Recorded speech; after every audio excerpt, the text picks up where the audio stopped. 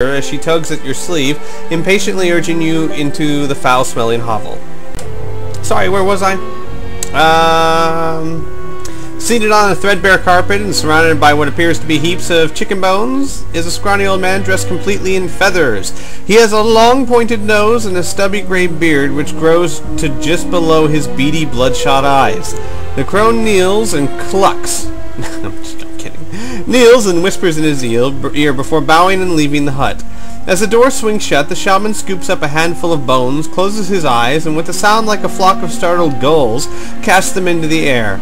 After a full minute of chanting and waving his hands, the old man opens his eyes and looks down on the bones which lie scattered on the beaten earth floor. "You have many enemies, Northlander," he says, his hook-like fingers tracing patterns around the bones. "Powerful enemies. They plot to prevent you from walking your chosen path, for that path will lead to their destruction. There is one who will tell you that he is a friend. You must not trust this one. There is treachery in his heart." Okay. The old man closes his eyes and lowers his head as if he has fallen suddenly into a deep trance. You try to awaken him, but he does not respond, and eventually you decide to take your leave. You feel unsettled by the encounter, but when you return to Baindon, you make light of the incident and suggest that you continue without further delay. Ooh, who's he talking about? Huh? As the hour of noon approaches, the rutted highway of Kakai-colored earth, okay. Kakai-colored earth raises gently towards the flat-topped house near the horizon. Outside, at the entrance of a three-legged stand erected over a fire made of Gorkak's dung. Blech. A battered tin pot full of soup hangs from the crotch of the stand, and a group of farmhands stands in line waiting for the muddy liquid to boil. The smell of the fire is awful, and it has to be blown on ceaselessly to prevent it from going out. Close to the house is a dirt track which branches off the main highway and disappears to the west. A signpost, its wood cracked and twisted, points along the track. It reads Tau, 95 miles. If you possess the Magna Chi discipline of pathmanship, I do, actually. Immediately you sense that the signpost is pointing in the wrong direction. Oh, nice! Tau lies to the north, yet this signpost is pointing towards the river Tredas in the west. If you wish to ignore the signpost and continue along the highway, wish to question the farmhands. We can question the farmhands, though I don't know why I need the Magna Chi skill of pathmanship to figure this out. I mean, the map says the city's in the north, this sign's pointing towards the south. Or the west. You'd think anyone could figure that. Well, whatever. Let's question the farmhands. Like most southern Anarian peasants, these farmhands are simple folk. They have heard nothing of the war in the north and know nothing about the Dark Lord armies that are poised to assault their capital. All they are able to tell you is that a great many wagons carrying takas, or rich city folk, have traveled the road to Nevisari in the last 10 days. They would be happy to share their humble meal of corn soup with you, but the smell from their dung fire has destroyed your appetite, and you refuse their offer politely. Baindon, who has been talking with the owner of the house, who I'm sure he's known since childhood, returns to his horse and nods at the signpost. "It's pointing the wrong way!" "Yeah, genius, we already figured that out, thanks." "A few days ago, one of the Takas wagons ran into it, and nobody has bothered to fix it yet." With a wave, the farmhands bid you farewell and urge your horses back on the highway. You are now hungry and must eat a meal or lose 3 endurance points. Except that we have huntsmanship, so we don't. Aha! 5 miles along the highway, you reach another junction where the cart track bears off to the west. A whitewashed stone marker at the side of the road says, Sidara, 5 miles. You used to take the track to Sidara? No! In fact, that guy's wife told us not to because it was evil taken over by bad guys. So we're going to just keep on going. The afternoon passes swiftly as you ride across the endless miles of treeless grassland. You stumble upon no village or hamlet and spend the hours listening to Baindon's account of recent events in Summerland and the Lastlands. 3 years have passed since you were last in the lands of your birth, and you are hungry to hear all that has transpired since then. It is an hour past sunset, and night is drawing its black cloak around you when you see the flickering red light on the road ahead. It is the village of Chaidi. A great fire roars in the hearth of Yukuk's tavern in Chaidi, inviting the travel sore to stop and warm their weary bones. You decide to stay overnight, and as soon as you have stabled your horses, you enter the tavern and ask for the price of a room. The tap room is surprisingly quiet. It is full of villagers and farmers, but they are a sullen crowd, content to sit in silence and brood over their glasses of lovka, a strong Slovian rye spirit named after the town where it was first distilled. Gayuk, I guess, Gayuk? I'll say Gayuk. Gayuk, the tavern owner, greets you with a nervous nod of his shiny bald head and shows you to a table.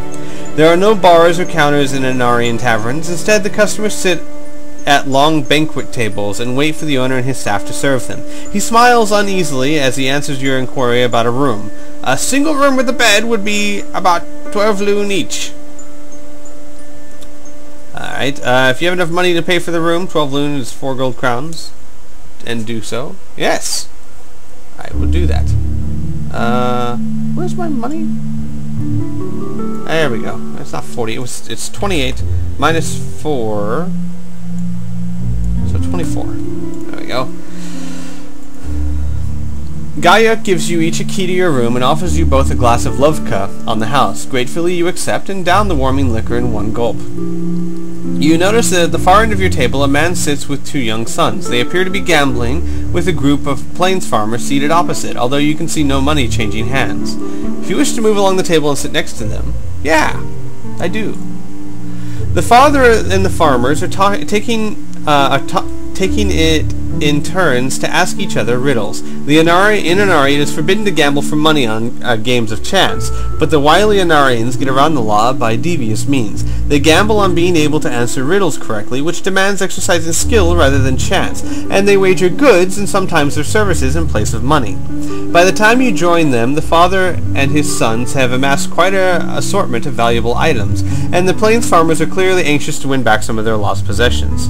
If you wish to join in and take an Anarian gamble, yes I do. Let's do that.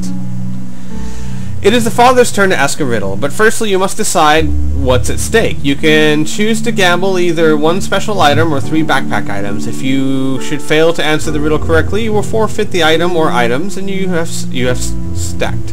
If you answer the riddle correctly, you will win a chance to pick any 2 items from the farmer's hoard of valuables. Put a tick on your action chart next to the items you wish to take. Alright, well, what the heck?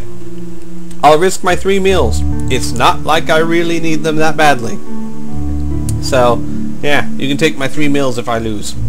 A hush descends as you wait for the riddle patiently. The father, whose name is Kamar, draws his dagger from his scabbard and lays it on the table.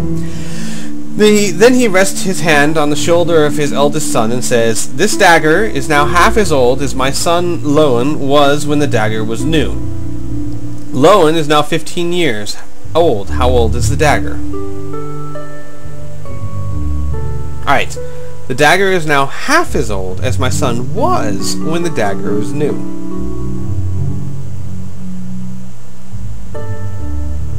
So, and the son's 15. So basically,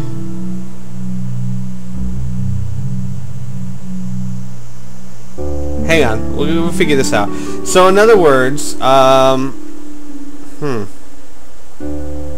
we have to figure out how old the son was when the dagger was new, and the dagger's half that. Let's say, let me just do some quick guessing. Let's say the dagger's 3 years, which means the son would have been 6 years.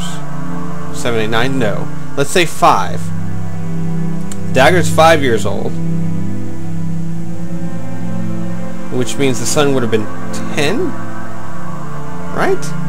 Hang on. Let's go with that. Let's go with 5. The dagger is now 5 years old, which is half as old as my son was when the dagger was new, which was 10, and he's now 15.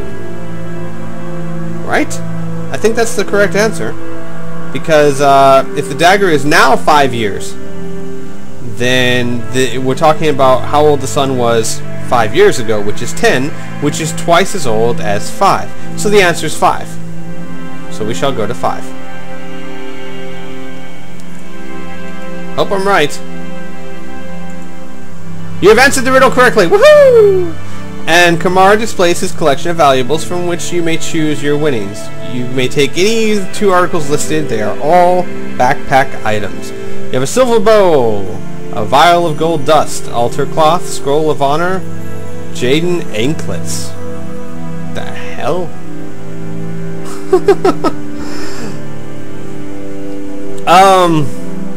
I don't know if any of this stuff is valuable. I mean, you would think if any of it's valuable, it would say, you know, this item gives you +8 charisma or something, you know, because this book uses charisma.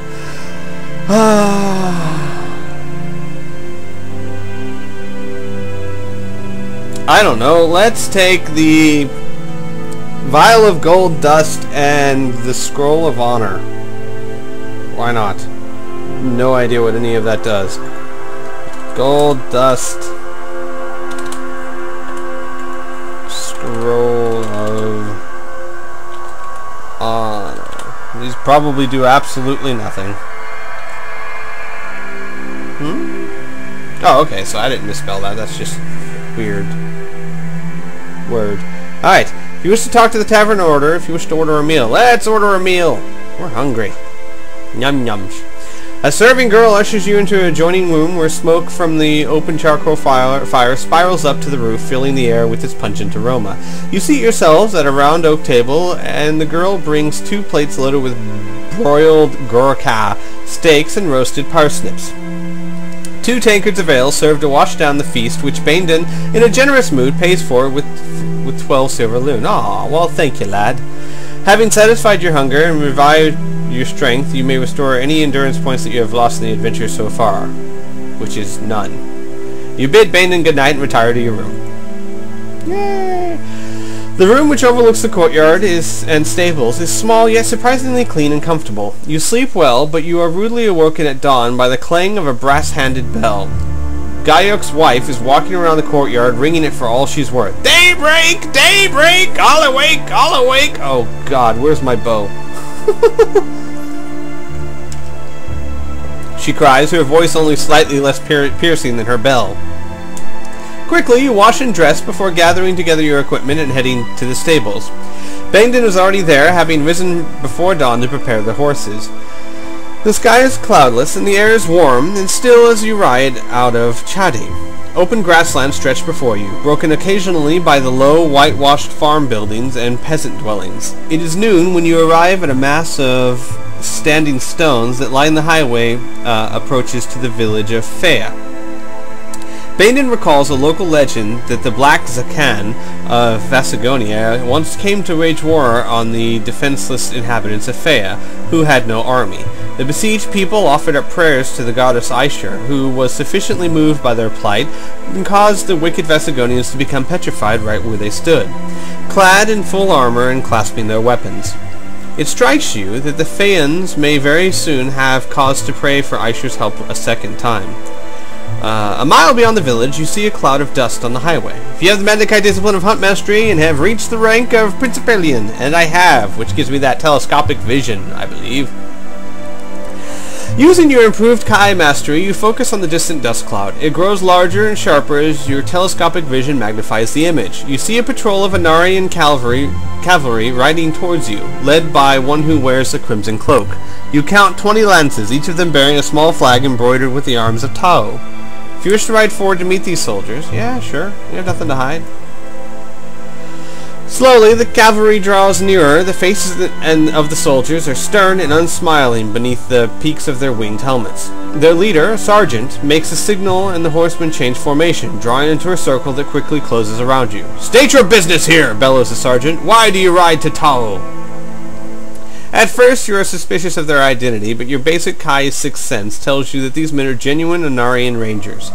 If you wish to tell the sergeant the real reason you're riding to Taro, if you have an invitation and wish to show it to them. Yeah, let's do the invitation. No need to give away our secrets just yet. The burly sergeant snatches the parchment from your hand and studies it carefully. Without raising his head, he asks how two Northlanders came to possess a personal invitation to one of Tao's most respected households. Bainin explains your meeting with Lortha and how he was once a student of Chiban, her husband. The sergeant somewhat reluctantly accepts your story and returns the invitation.